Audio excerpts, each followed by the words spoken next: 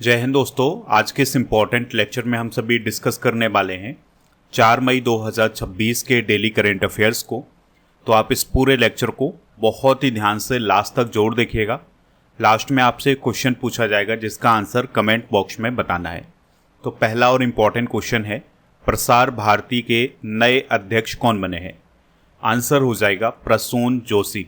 तो प्रसून जोशी हाल ही में प्रसार भारती के नए चेयरमैन बने हैं। तो उनकी नियुक्ति सूचना और प्रसारण मंत्रालय के द्वारा की गई है। अब बात आती है कि प्रसून जोशी कौन है। तो वह एक गीतकार हैं, लेखक हैं और संचार विशेषज्ञ हैं। तो उन्हें ही प्रसार भारती का नया अध्यक्ष नियुक्त किया गया है। दोस्तों, प्रसून जोशी केंद्रीय फिल्म प्रमाणन बोर्ड के अध्यक्ष के रूप में भी काम पहले कर चुके हैं। प्रसार भारती के बारे में अगर हम बात करें तो यह भारत का सबसे बड़ा सार्वजनिक प्रसारण केंद्र है, यानी पब्लिक सर्विस ब्रॉडकास्टर है। 15 सितंबर 1997 को इसकी स्थापना हुई थी और इसके अंतर्गत मुख्य रूप से दूरदर्शन और आकाशवाणी यानी ऑल इंडिया रेडियो आते हैं। प्रेस और मीडिया के प्रमुख एक बार रिवाइज कर लेते हैं। तो प्रेस इंफॉर्मेशन ब्यूरो यानी पीआईबी के महानिदेशक कौन है? धीरेन्द्र ओझा। यहाँ पर आप उन्हें देख सकते हैं। नेशनल स्कूल ऑफ ड्रामा के अध्यक्ष हैं परेश रावल। भारतीय फिल्म और टेलीविज़न संस्थान के अध्यक्ष हैं आर माधवन। आकाशवाणी के महानिदेशक हैं मौसमी चक्रवर्ती। प्रेस ट्रस्ट ऑफ इंडिया यानी पीटीआई के अध्यक्ष हैं Mahendra Mohan Gupta. United news of India के अध्यक्ष हैं आरपी गुप्ता और इंडियन न्यूज़पेपर सोसाइटी यानी आईएनएस के अध्यक्ष कौन है? विवेक गुप्ता।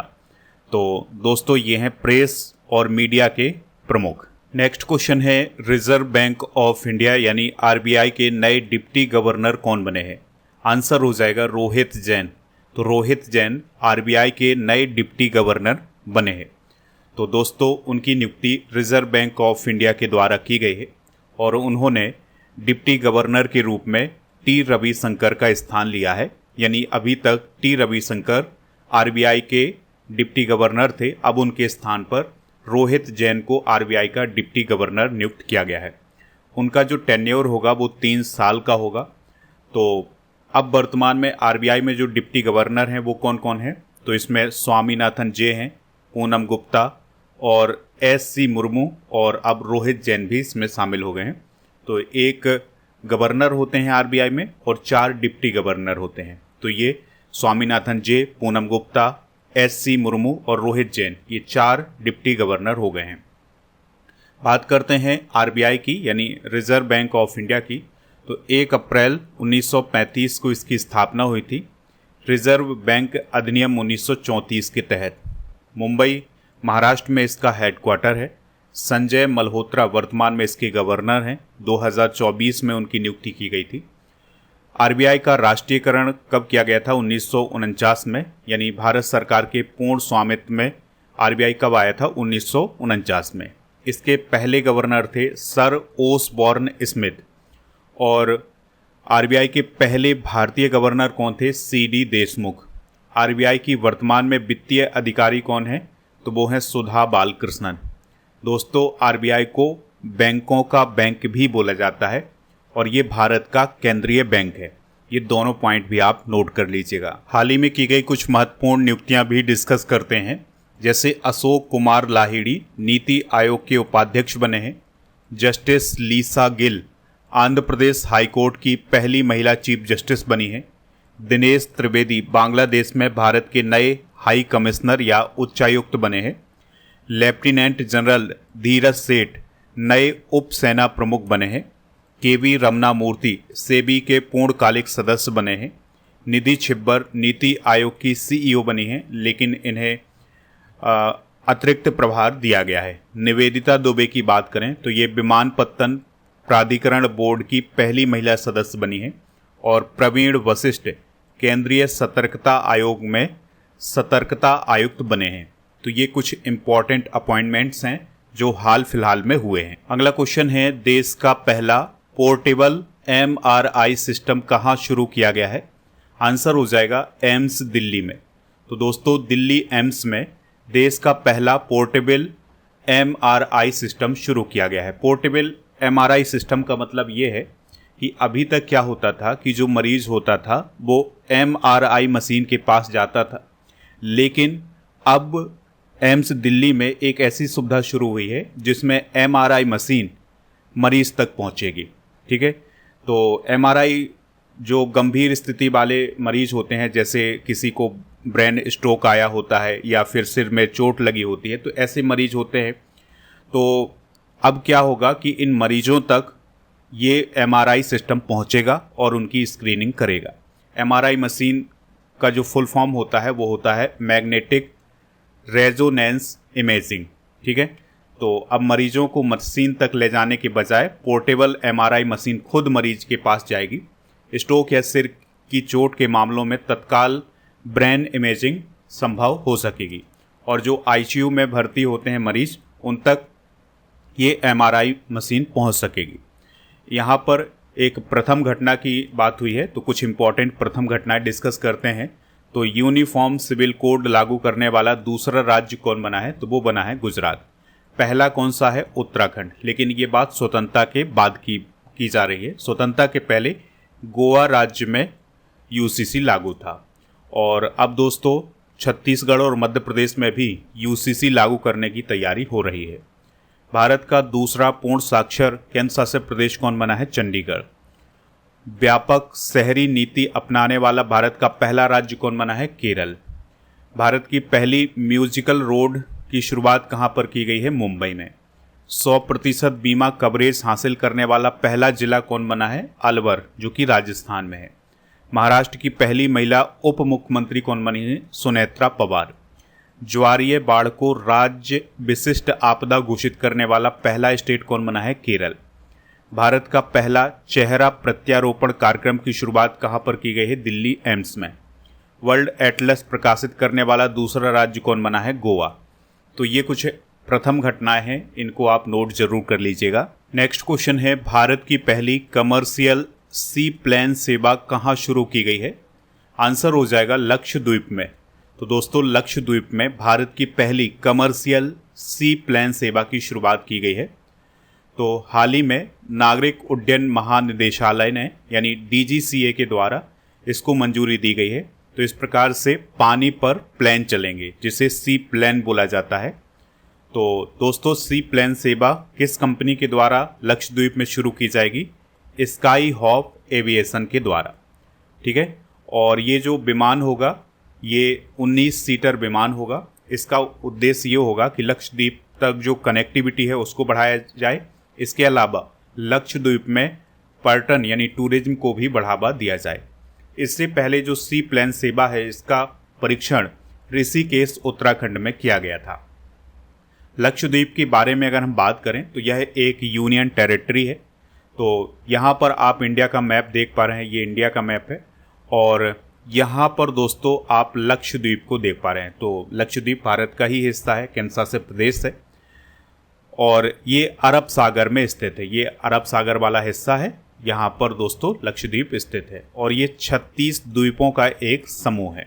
इसकी जो कैपिटल है वो है कवरत्ती और यह अपने सुंदर कोरल रीफ यानी मूंगा चट्टानों, सफ़ेद रेत वाले समुद्र तटों और नीले पानी के लिए प्रसिद्ध है। भारत की मुख्य भूमि से इसकी जो दूरी है वो है 220 किलोमीटर से 440 किलोमीटर तक। इसके वर्तमान में जो एडमिनिस्ट्रेटर हैं या प्रशासक हैं वो हैं प्रफुल्ल पटेल। तो ये लक्षद्वीप के बारे में जानकारी है, इसको आप नोट जरूर करिएगा। अच्छा दोस्तों, आपको कमेंट बॉक्स में एक क्वेश्चन का आंसर बताना है कि अभी मध्य प्रदेश में एक डैम चर्चा में रहा है जिसमें एक बोट पलट गई थी, जिसमें शायद 9 से 10 लोगों की मौत हुई है। तो उस डैम का नाम क्या है और वो डैम किस नदी पर बना है, ये आप कमेंट बॉक्स में जरूर बताइए। नेक्स्ट क्वेश्चन है, महिला T20 विश्व कप 2026 क्रिकेट के लिए भारतीय टीम की कप्तान कौन बनी है? आंसर हो जाएगा हरमनप्रीत कौर। तो दोस्तों हाल ही में महिला T20 विश्व कप 2026 के लिए भारतीय टीम का ऐलान किया गया है, जिसमें कप्तान किसे बनाया गया है? हरमनप्रीत कौर को बनाया गया है। तो दोस्तों अभी जो टीम घोषित की गई है महिला T20 वर्ल्ड कप 2026 के लिए, उसमें कप्तान है हरमनप्रीत कौर और उप कप्तान है स्मृति मंधाना।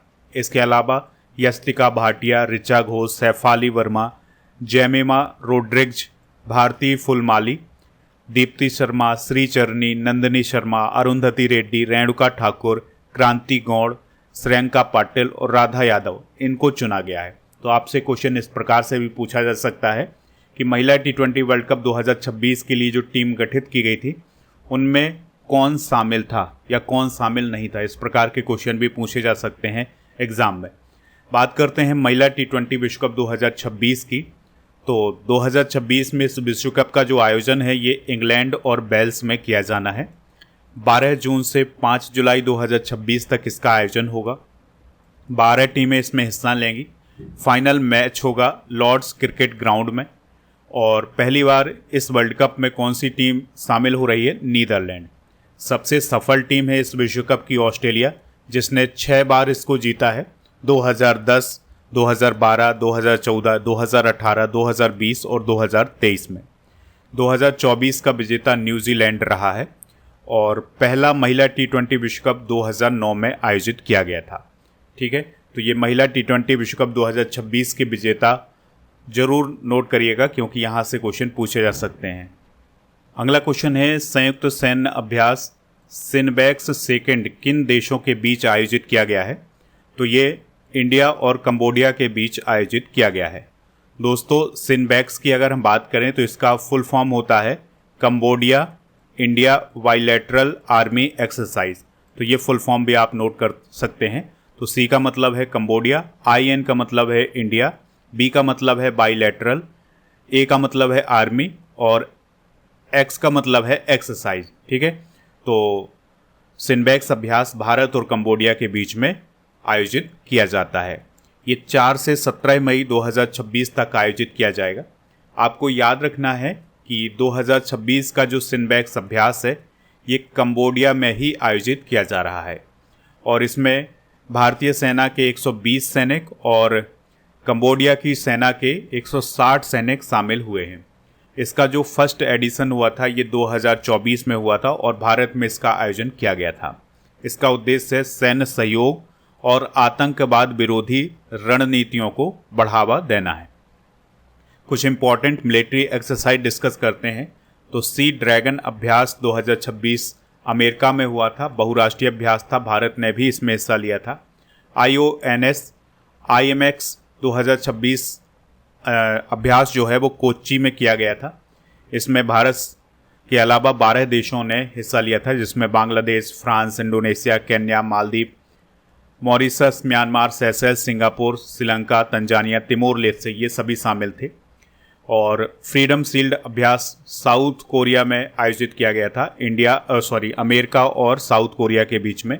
लामेतीय अभ्यास सेशेल्स रक्षा अकादमी में हुआ था, भारत सेशेल्स के बीच में। वायु शक्ति अभ्यास 2026 पोखरण राजस्थान में हुआ था, भारतीय वायुसेना के द्वारा इसका आयोजन किया गया था। वज्र प्रहार अभ्यास बकलोह हिमाचल प्रदेश में हुआ था, भारत अमेरिका के बीच। धर्म गार्जियन अभ्यास 2026 चौबटिया उत्तराखंड में, भारत जापान के बीच में। साइक्लोन अभ्यास 2026 अंसास इजिप्ट में हुआ है, भारत इजिप्ट के बीच में। अच्छा दोस्तों, प्रगति अभ्यास शुरू होने जा रहा है 2026 से। ये आयोजित किया जाएगा उमरोई मेघालय में। अभी इसका आयोजन हुआ नहीं है, होने वाला है। इंडियन आर्मी और इसके अलावा इसमें 11 देश और शामिल होंगे। तो ये प्रगति अभ्यास उमरोई मेघालय में आयोजित किया जाएगा। अगला क्वेश्चन है, नीति आयोग के नए पूर्णकालिक सदस्य कौन बने हैं? आंसर हो जाएगा डॉक्टर R बाला सुब्रमण्यम और डॉक्टर जोराम अनिया। तो ये दोनों हाल ही में नीति आयोग के पूर्णकालिक सदस्य बने हैं। तो इस क्वेश्चन का जो राइट आंसर हो जाएगा वो हो जाएगा ऑप्शन नंबर C, यानी A और B दोनों। तो नीति आयोग में हाल ही में 2 सदस्यों को शामिल किया गया है जो कि पूर्णकालिक सदस्य हैं। तो इसमें पहला नाम है डॉक्टर R बाला सुब्रमण्यम का, जो कि एक प्रसिद्ध विकास विद्वान, सार्वजनिक नीति विशेषज्ञ, लेखक और एक प्रशिक्षक हैं। अगर हम बात करें डॉक्टर जोराम अनिया की, तो इनका संबंध अरुणाचल प्रदेश से है और यह एक प्रख्यात शिक्षाविद हैं। तो इन दोनों को हाल ही में नीति आयोग में पूर्णकालिक सदस्य के रूप में शामिल किया गया है। नीति आयोग का फुल फॉर्म होता है national institution for transforming India. ये भारत सरकार का थिंक टैंक होता है, यानी कि इसका काम नीति बनाना होता है कि किस प्रकार से डेवलपमेंट हो सके। यह एक गैर संवैधानिक निकाय है। 1 जनवरी 2015 को इसकी स्थापना हुई थी। नई दिल्ली में इसका हेडक्वार्टर है। प्रधानमंत्री इसके अध्यक्ष होते हैं, तो वर्तमान में मोदी जी इसके अध्यक्ष हैं। अशोक लाहिड़ी इसके उपाध्यक्ष हैं। निधि छिब्बर को अतिरिक्त प्रभार दिया गया है सीईओ का, और योजना राज्य मंत्री हैं राव इंद्रजीत सिंह। दोस्तों, पूर्णकालिक सदस्य के रूप में कुछ समय पहले राजीव गौबा, प्रोफेसर केवी राजू, प्रोफेसर गोवर्धन दास और प्रोफेसर अभय करंदीकर और डॉक्टर एम श्रीनिवास को भी शामिल किया गया था। नेक्स्ट क्वेश्चन है, एलेक्स जानार्डी किस खेल से रिलेटेड थे जिनका हाल ही में निधन हो गया है? आंसर हो जाएगा फार्मूला 1 और पैरा साइकिलिंग। तो दोस्तों, एलेक्स जानार्डी फार्मूला 1 से संबंधित थे, लेकिन इनके साथ एक दुर्घटना हो गई थी जिसमें उनके जो पैर हैं वो खराब हो गए थे। फिर ये पैरा साइकिलिंग करने लगे थे, तो उसमें भी उन्होंने बड़ा नाम कमाया है। तो एलेक्स जानार्डी का निधन 1 मई 2026 को हुआ है। ये इटली देश के थे और ये पूर्व फार्मूला 1 ड्राइवर रहे हैं। इसके अलावा इन्होंने पैरालंपिक खेलों में पैरा साइकिलिंग में 4 गोल्ड मेडल भी जीते हैं। ये पॉइंट भी आप याद रखिएगा। तो दोस्तों, ये फार्मूला 1 और पैरा साइकिलिंग इन दोनों से संबंधित रहे हैं। इनके देश को आप जरूर नोट करिएगा, क्योंकि इनका देश भी पूछा जा सकता है। तो ये इटली से संबंधित थे। हाल ही में हुए निधन डिस्कस एक बार रिवाइज करते हैं। तो फोटो पत्रकार रघु राय का निधन हुआ है। आंध्र प्रदेश के पूर्व chief minister N Bhaskar Rao का निधन हुआ है। महान गायिका आशा भोसले जी का निधन हुआ है। असम के फुटबॉलर गिलबर्ट सन संगमा का निधन हुआ है। ब्रह्मोस मिसाइल के रूसी वैज्ञानिक अलेक्जेंडर लियोनोव का निधन हुआ है। पूर्व कैबिनेट मंत्री मोहसिना किदवई का निधन हुआ है। अमेरिकी पर्वतारोही जिम वेटिकर का निधन हुआ है। सूरीनाम के पूर्व राष्ट्रपति चंद्रिका प्रसाद संतोखी का निधन हुआ है। बंगाली एक्टर राहुल अरुणोदय बनर्जी का निधन हुआ है। और रेमंड के पूर्व चेयरमैन विजय पद सिंघानिया का हाल ही में निधन हुआ है। अगला क्वेश्चन है, सेल ब्रॉडकास्ट अलर्ट सिस्टम का परीक्षण 2 मई 2026 को किया गया है। इसका मुख्य उद्देश्य क्या है? तो आंसर हो जाएगा आपातकालीन स्थितियों में तुरंत चेतावनी देना।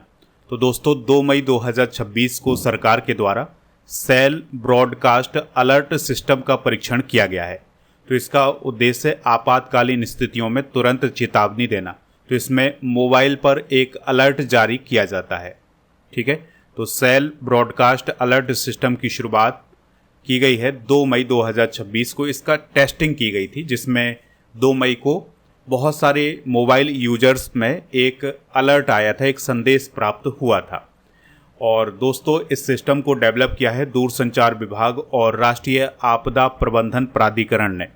इसका उद्देश्य ये है कि अगर किसी क्षेत्र में भूकंप आता है, बाढ़, सुनामी या चक्रवात जैसी स्थिति आती है, तो ऐसे समय पर उस क्षेत्र के जो लोग होंगे उनके मोबाइल पर एक अलर्ट आएगा। ठीक है, संदेश पहुंचाया जाएगा कि आपके क्षेत्र में भूकंप आया है या बाढ़ आई है या सुनामी। तो ये इमरजेंसी एक अलर्ट सिस्टम है जिसमें लोगों को चेतावनी दी जाएगी। तो इसमें क्या होता है कि यह सिस्टम मोबाइल पर तेज सायरन और पॉपअप मैसेज के साथ आता है, जो स्क्रीन पर दिखाई देता है। ठीक है, इसमें तेज सायरन बजता है और पॉपअप मैसेज की तरह ये आता है और स्क्रीन पर दिखाई देता है। अगला क्वेश्चन है, वर्ष 2026-27 के लिए लोक लेखा समिति यानी PAC के अध्यक्ष कौन नियुक्त किए गए हैं? आंसर हो जाएगा KC वेणुगोपाल। तो दोस्तों, लोकसभा अध्यक्ष ओम बिरला जी ने वर्ष 2026-27 के लिए 4 प्रमुख संसदीय समितियों का पुनर्गठन किया है। तो इसमें जो पहली समिति है वो है लोक लेखा समिति, या इसे PAC भी बोला जाता है। तो इसके अध्यक्ष के रूप में कांग्रेस के सांसद KC वेणुगोपाल को नियुक्त किया गया है। और लोक लेखा समिति में जो अध्यक्ष होता है वो विपक्ष का नेता बनता है, यानी विपक्ष का कोई लीडर जो है वो इस समिति का अध्यक्ष बनता है। तो अभी वर्तमान में कांग्रेस विपक्ष में है, तो उसके जो सांसद हैं केशी वेणुगोपाल जी, उन्हें लोक लेखा समिति का अध्यक्ष बनाया गया है।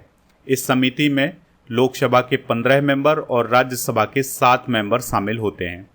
इसका कार्य है भारत सरकार के व्यय की जांच करना, यानी भारत सरकार के द्वारा जो खर्च किया जाता है उसकी जांच करना इसका काम होता है।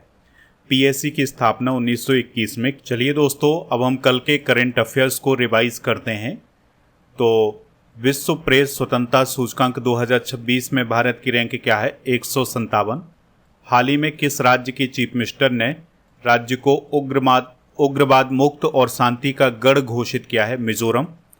फीफा वर्ल्ड कप 2026 के लिए कुल पुरस्कार राशि कितनी कर दी गई है? $871 मिलियन। अंतर्राष्ट्रीय मजदूर दिवस कब मनाया जाता है? 1 मई को। स्टील्थ फ्रिगेट महेंद्रगिरी भारतीय नौसेना को कहाँ सौंपा गया है? मुंबई में। हाल ही में भारत को अमेरिका ने कितनी प्राचीन वस्तुएं लौटाई हैं? आंसर हो जाएगा 657। 1 मई 2026 को गुजरात और महाराष्ट्र का कौन सा स्थापना दिवस मनाया गया है? 66वां। व्हीटली पुरस्कार 2026 किसे प्रदान किया गया है? परवीन शेख और वर्खा सुब्बा को। केंद्र सरकार ने नागरिकता संशोधन नियम 2026 अधिसूचित किए हैं। इसमें मुख्य बदलाव क्या किया गया है? तो जो प्रवासी भारतीय हैं उनके लिए जो प्रक्रियाएं हैं उसको पूरी तरह से डिजिटल किया गया है।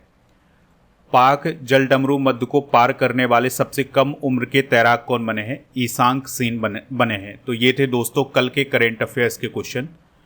कल के करेंट अफेयर्स में आपसे एक क्वेश्चन पूछा गया था कि विश्व प्रेस स्वतंत्रता सूचकांक 2026 में भारत की रैंक क्या है? तो 157 है। तो लगभग सभी लोगों ने इसका आंसर 157 बताया हुआ है।